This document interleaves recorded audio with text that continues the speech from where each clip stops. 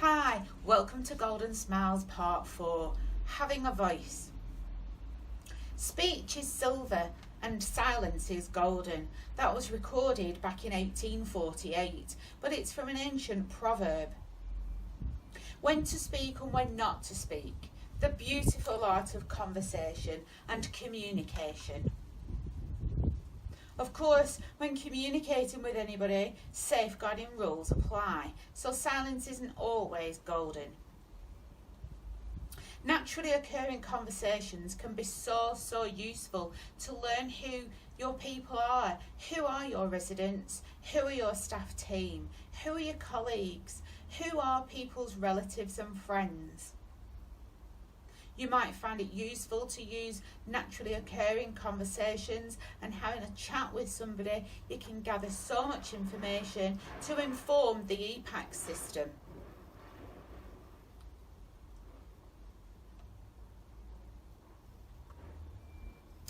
Empowering staff to have a voice is really necessary to have a really good working team. And I've recently been watching a series about behind the scenes at Legoland Windsor.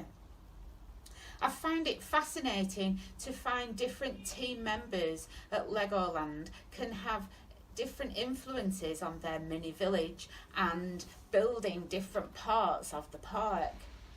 Indeed, there was a young girl who had asked if she could build a fire engine as part of the mini park as testament to the love for her dad, who was a fireman.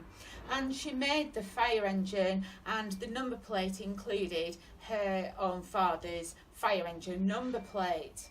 It can be seen in the park now.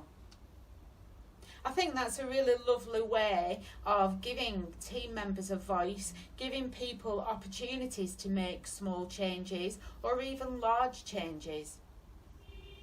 He who shouts loudest isn't always the most knowledgeable, but unfortunately people will always listen to the loud voices.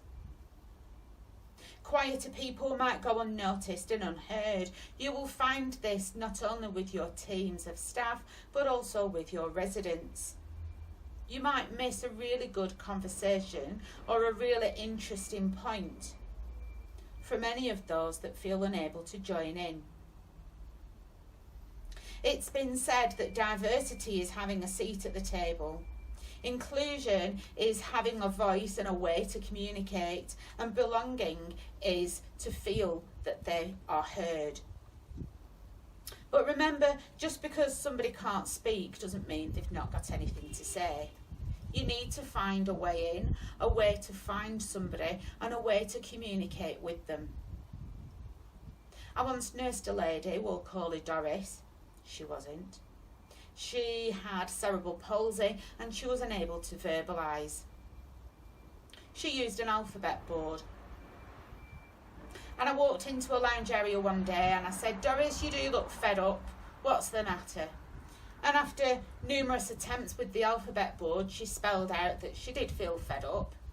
And I asked her what would help. How could I help to make her feel less fed up? She half joke, half serious, said she felt like she needed a holiday. Several weeks of conversations using the alphabet board later, she had obtained a passport. I took her to Liverpool to get her passport. She then went to Lourdes on the Jumbulance and had a pilgrimage to Lourdes for a week. And I like to think that had I not asked the question that she looked fed up, and had she not had any way to communicate what she wanted to help her, she might never have been to Lourdes. We can make so much difference with people. We just have to find a way in and to find a way for them to answer. So good luck with the challenges that all of this will bring. I hope this will help bring some ideas for you, and thank you for listening.